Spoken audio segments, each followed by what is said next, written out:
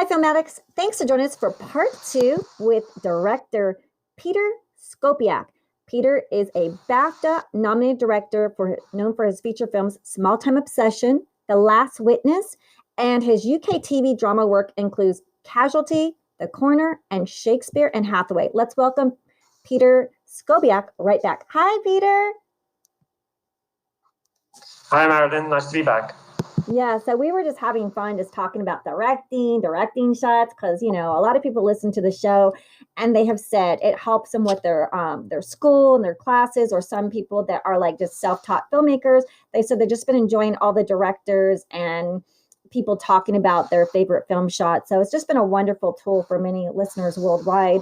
And we just hit number 11 in India. So thank you, India, our listeners in India, for tuning in. And we really appreciate all the great numbers on ranking. And if you take a few seconds, listeners, if you can hit the 5 stars, we greatly appreciate it. So Piotr, so you were watching these master filmmakers, you're living in London. And so I want to ask you, like, how did you start your career path to actually go into being a director? So you were in London. Did you go to school, or did you start working for someone?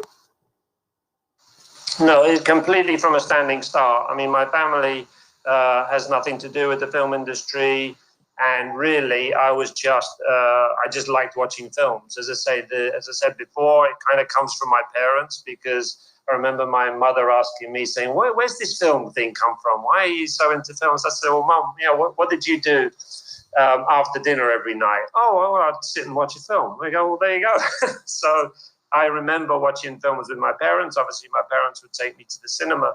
So it was always there. And when my mum told me later that even back in Poland, when she was a little girl, they used to sneak into the cinema with her grandmother to watch films, then you see where it's come from. And I just feel like I took that forward.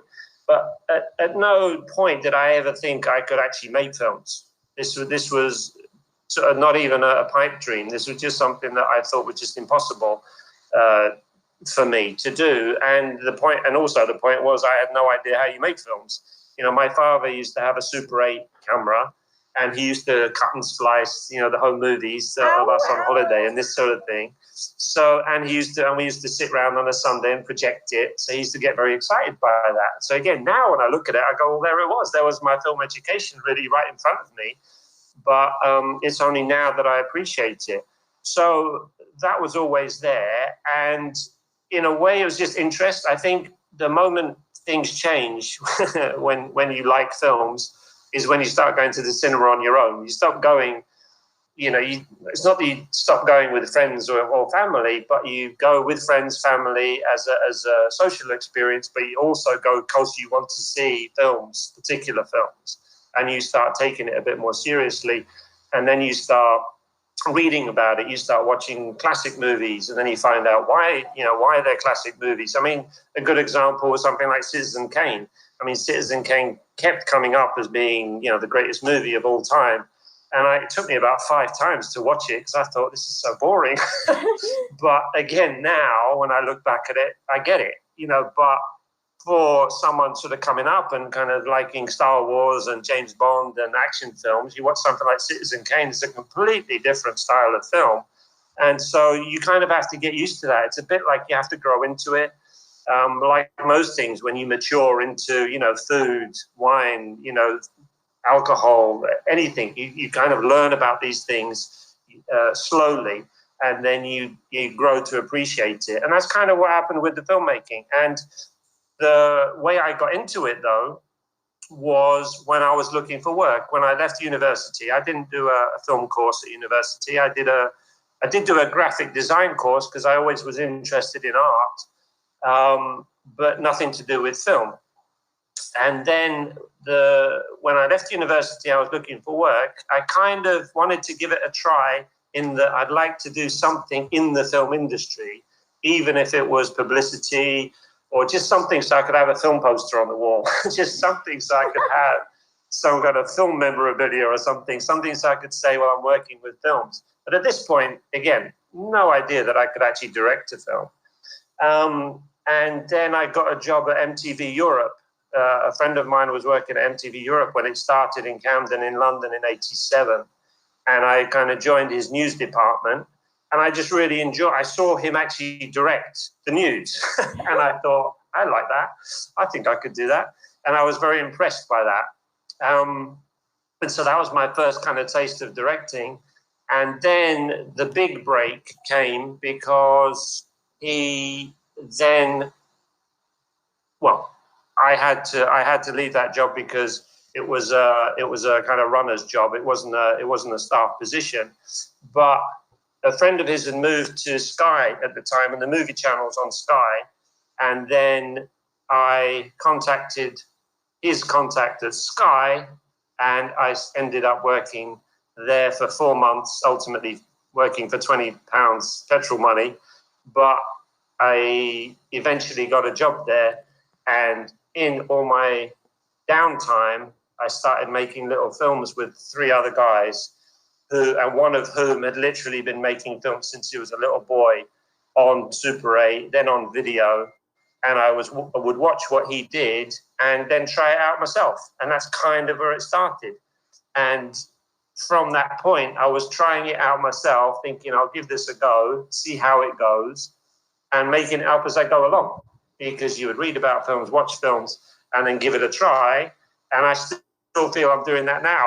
I've been almost 20 years in the business directing, but I still feel that every job I come to, I feel like, okay, well, what can I try this time? So in a way, it keeps you humble because I never really had any formal training, and you're learning on the job by doing it. That's beautiful. Yeah, I remember I remember when I wanted to get into a director's program for AFI. They had a scholarship program, but you had to have recommendations. And a friend of mine, said, okay, but I'll give you a recommendation, but you got to make a film first. So our short film. And I remember, one of my friends who's now a big executive producer at NBC. I met him at USC. I was in his film as an actor. And he says, just get all the props and locations, because the more you get everything and ask, you don't have to spend any money. So I would ask people to film in their house, their office, use their cars. And so people let me have their the James Dean Porsche car. I had a choice between that and an antique convertible. I was in a multi-million-dollar home with the jacuzzis and pools and waterfalls. I had all this expensive stuff. And I remember the night before, I was so scared and I panicked. I just panicked because I'm like, I don't know if I know what I'm doing. I didn't go to film school, but I wanted to get into the AFI's director's program because they give you all the tools and the camera and the funds. And so I wanted it so bad that I was forced into doing it instead of just talking about it. And I had a storyboard. And the next day, everyone shows up and there's over 25 actors. And there's my DP was this really amazing guy that just said, relax and breathe. They're here. They're supporting you. And then we just said action, and then the rest is history. Because I didn't get into the program. They only picked seven people, and a lot of them had names or were established people. But it did help me to start writing, directing, and producing. And I did ultimately get top 50 director in Project Greenlight and top 5 for CBS contest. So I think the desire and the passion, like you said, you learn by doing. You have no other choice, because AFI is almost $100,000 a year, and your average artist just doesn't have the funds for that. You just don't, honestly. And so I think that's, and I think especially for directors, it's especially now. I started in the early '90s, and so I was very much the UK. The movement in the UK was very similar. It took its cue from Tarantino and Rodriguez, so Reservoir Dogs and El Mariachi, and that whole idea of early 90s, just do it, find a camera, go shoot it, no one's going to give you millions of pounds to make your film. It's up to you to go and do it. And, they taught themselves how to edit and all this sort of thing. So basically on this side of the pond, we did exactly that. So we had a similar kind of underground movement of young filmmakers just saying that, okay, let's just do it. Because I remember having shot a couple of short films and kind of not understanding why I'm shooting short films, because I never watched them. and a short film in itself is a different structure. I was going to see James Bond. So I want to make those films, the long ones that are in the cinema. And so in a kind of naive way, I said, well, look, either I can make 4 20-minute short films, or I can spend all that time and money and put them all together, and that would make an hour and a half, and that would be a feature film. But then at least I'd have a feature film, and it's something I could sell, and that all kind of made sense. So even organizing a short film takes as long as it does to organize a feature. Yeah. So I threw everything, like you did. You throw everything into that project. So you find out local locations that you can use. Again, I used the story, my background, my heritage. So it was a kind of a Polish South London mean streets, but I could use the Polish club. I could use my friends' houses. I could give it a USP, which is, I actually found out, I don't think there's been another film before or since about young first generation or second generation Poles in London. So I'm kind of unique in that sense. Good film or not, it's unique in its own way.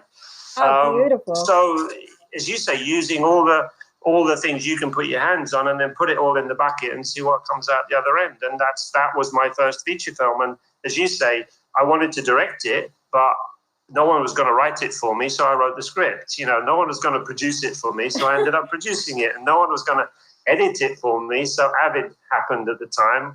I learned how to use Avid in my sort of day job, and I ended up editing it. So not because I wanted to be an editor, but because I didn't want to shoot all this film, because it's happened before that directors shoot all this stuff and then spend 3 years trying to get it edited by somebody. I said, I do not want to be in that position.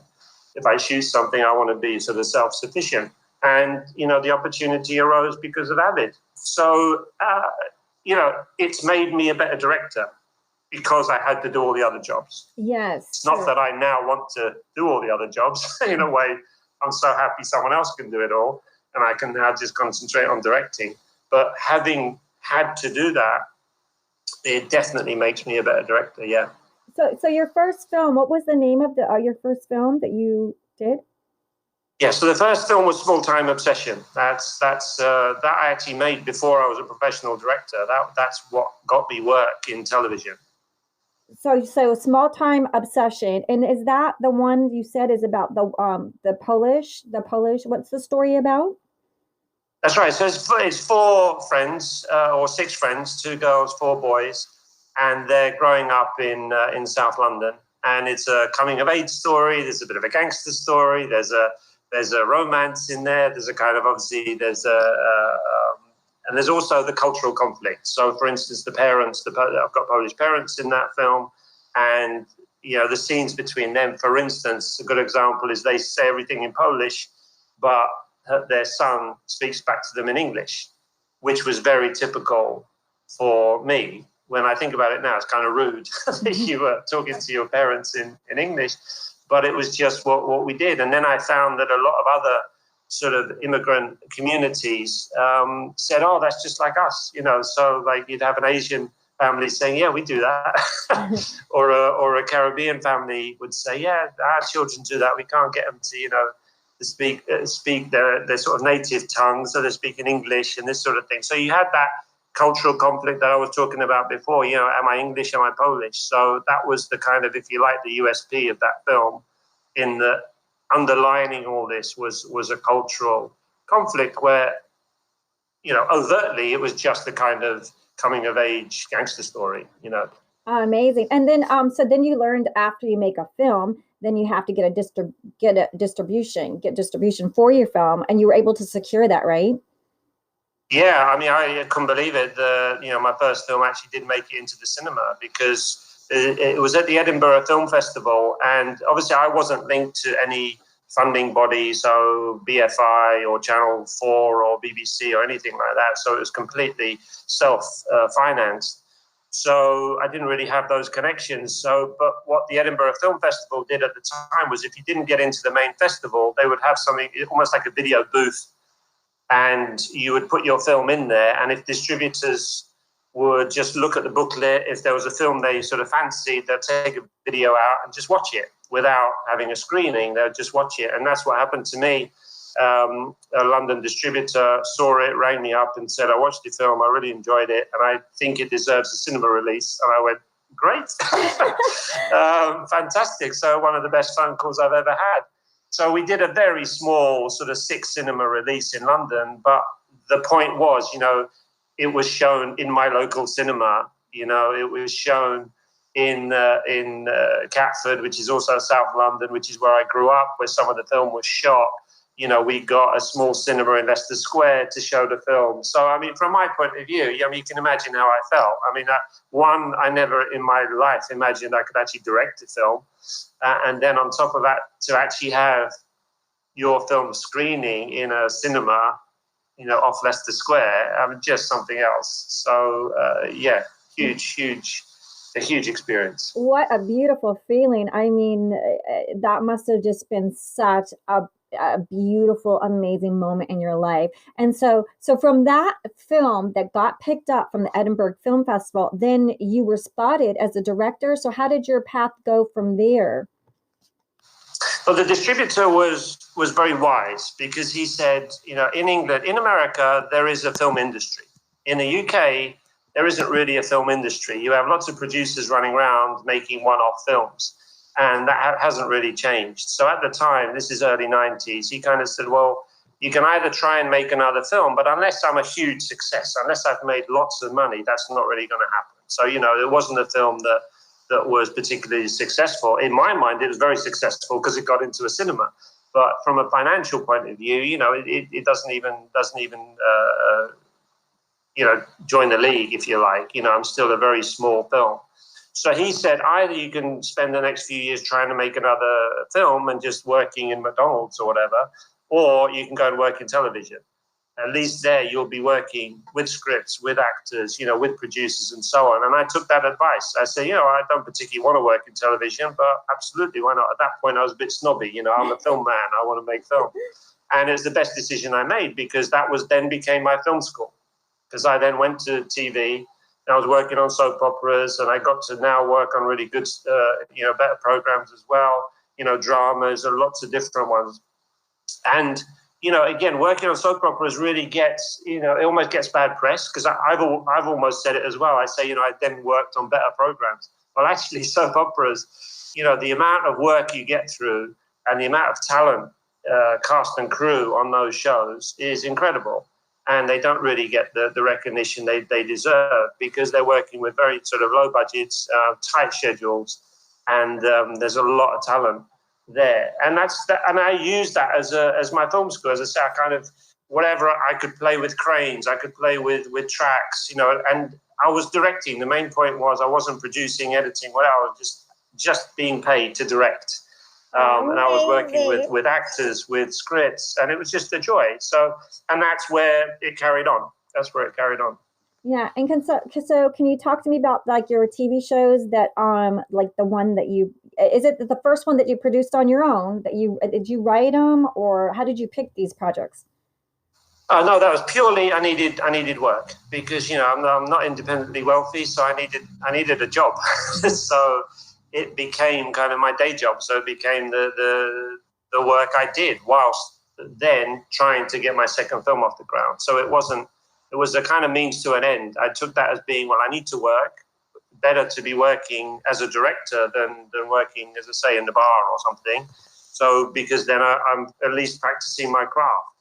So during that time, I was also then writing the next scripts, and eventually, finally, I got to make a second feature film. But it took me 15 years. So it's good that I had worked for 15 years and not tried to do that for so long, because the main point was the next film I wanted to make, I wanted it to be bigger and better than the last one. I didn't just want to keep making sort of small-time obsessions. I knew that the next film would have to be a budget, and I wanted to be more ambitious. And in the end, it was a long time that I waited, but it was worth the wait, definitely. Yeah, and can you tell us a little bit about that second film that you wrote? Right, so again, it stems from my Polish heritage. So when, after Small Time Obsession, I sat down and started writing the sort of films I wanted to make. One was an out-and-out kind of James Bond thriller, if you like. No no caretaker to budget or what. That's the sort of film I'd like to make. So I just sort of indulged myself with that. The other one was actually for a producer who came to me and said, we want to do a series of horror films. And the stipulation is it has to be roughly one location, have lots of monsters, because they were actually a company that created monsters, did makeup, special effects makeup. But after that, the story can be anything you want. And they had a Roman specialist or a Roman historic who was really into films. And I got together with him and I kind of wrote a horror film based in Roman times, in Roman Britain. Wow. So that was very different. That's different. And that's still there. And then the last one was The Last Witness. And The Last Witness is based on something called the Katyn Massacre. My grandfather was executed in the Katyn Massacre. And the Katyn Massacre is quite politically sensitive because it happened in 1940 when Poland was invaded by the Soviet Union, and they executed 22,000 Polish officers. And that is still hotly debated in Russia at this time. But it's heartbreaking. It's something that I've lived with all my life, and it kind of defines the Polish community, post-war Polish community in London as well. And obviously it made it more personal because it was my grandfather. So the film deals with the cover-up of that Katyn massacre because it was, after the war, it was blamed on the Germans rather than the Soviets. So that's something that the Poles had to deal with post-war politically here. And it's why actually I was it's actually why I was born in London. Because if that had dealt with differently, then my parents probably would have gone back to Poland, would probably never have met, and I wouldn't exist. They stayed in England. They stayed in England because they couldn't go back to Poland. Because obviously my mother's not going to go back to a country that is controlled by people who murdered her father, and she was also deported from that side of Poland into Siberia as well. And that's another story. So millions of Poles were deported from Poland into the Soviet Union after the Soviet Union invaded Poland in 1939. So it's a very, as I say, very different story to the horror film set in Roman Britain and the James Bond film. But it's something that producers kept coming back to and saying, that's interesting, maybe you should make that. And that's what I did. And The Last Witness, can you share your actors? You had Alex Pettyfer and Michael Gambon in that. And it sounds like a really beautiful, extraordinary film with heartbreaking and emotional messages that's important for the world to spotlight what happened there. Yeah, and it was important to me because Andrzej Wajda made a film called Katyn in Poland, which told the story from the Polish point of view. And The Last Witness tells that story from a UK point of view, from a British point of view after the war. And it's something that, in a way, only a director such as myself could tell, because it needed to be a British-Polish director to tell that story, because even Andrzej Wajda wouldn't understand what it was to grow up with that in England. So again, the USP, if you like, for me was, well, I kind of need to make this because very few people actually could make this film with that resonance. They could make it technically, absolutely, of course, but there's something about what we were saying about what you bring to it as a director.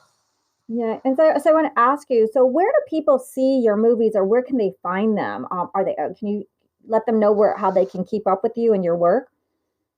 Well, in the States now, it's streaming. So it's on Amazon, on Prime Video. It's on Vudu. It's on Microsoft, Google Play. It's on YouTube. It's on Hubie and Hoopla, I believe. And in the UK, it's on it's on Amazon. It's on iTunes, and it's on Google Play. Amazing. And so I want to just repeat the title. So that's The Last Witness.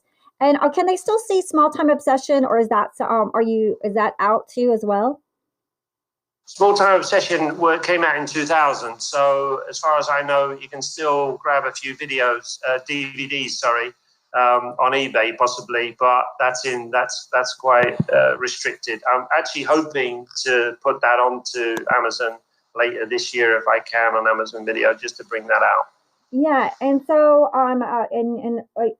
is your TV shows The Coroner? Are you still working on those TV shows currently, right? The Coroner was cancelled after 3 seasons, I think it was, or 2 seasons. So that doesn't exist anymore. Shakespeare and Hathaway, though, is still going. I'm hopefully working on that later this year.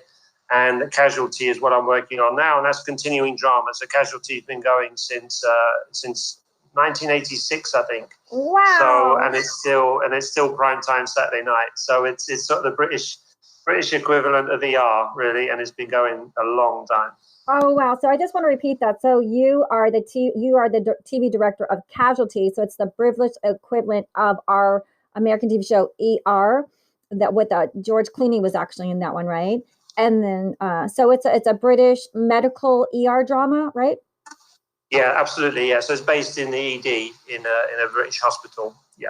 Okay, great. And so that's been on a long time. Wow, congratulations. And then can you tell us a little bit about Shakespea and Hathaway? What is that about? Yes, that's a quirky little show that's set in Stratford-on-Avon, and it's a kind of comedy drama about 2 private investigators, and they basically solve crimes around Stratford-on-Avon. So, and there's always a kind of a Shakespeare theme to it. So it's a really fun show to work on. And everyone watches it. As I say, if you like kind of quirky British drama, that's perfect for you.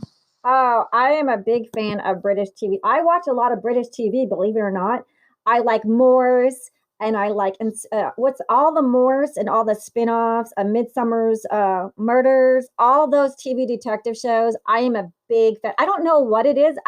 Maybe it's the small towns and they show you all the different places in London. And I guess my dream is to be a writer that can write in one of the have a summer house in London where I'm just writing one of those cute little cottages, just like magical. Yeah, is a total dream. But so I want to ask, so what's coming up next? What are you working on? You're obviously working on these TV shows. Do you have another movie that you're working on? Can you just share with us a little bit? Yeah, so that film I talked about, the kind of my ultimate film, which is almost like a James Bond film. It's almost like a female James Bond film, if you like. So that's the one I'd really like to do next. The working title is Winter in July, and it's about a brother and sister on opposite sides of the law, both seeking their own kind of justice. It's set in London and in Krakow, mainly Krakow, Poland. So again, I'm using my Polish heritage in the script to try and make it a little bit different. So it's a kind of Euro thriller, really, and it's in the style of Nikita, The French Connection, this sort of business. And it's absolutely the film I would just want to make just for fun, for the kind of love of filmmaking. So hopefully that will happen. That would be a real dream come true. The Last Witness was a very different film because it was very personal, whereas Winter in July would just be a sort of an action thriller and just fun. Not to say that there wouldn't be a bit of politics in there, and maybe you'd learn something that you didn't know before. You'd go to locales and see locations maybe you weren't familiar with. So all those things that I loved in the films I was growing up, I would want to do with Winter in July. Oh, La Femme Nikita sounds amazing. Your Winter in July. And, people love action films. They love thrillers. And, I think that people are going to be calling you up after this podcast. Like, I want to be the lead in that film. I want to be in that, because, we love those action films, and even on a little thing, I did make a James Bond spoof, James Blonde, Secret Agent Man. So I think you and I have a lot of a love of the arts, And as a girl, I go, I've never been able to be a spy or something. So I think we live through these characters and have a good time, And my James Blonde needed to get to his hair appointment and get his roots dyed, but he had to save the world against the evil sequel Nemesis producer. And Catalisa, his sidekick, was his catalyst to get him to do his job. So it's kind of fun to write. but you actually got to direct a film and TV show. So congratulations. The world is so happy that you found your path into directing, because you are so special. And just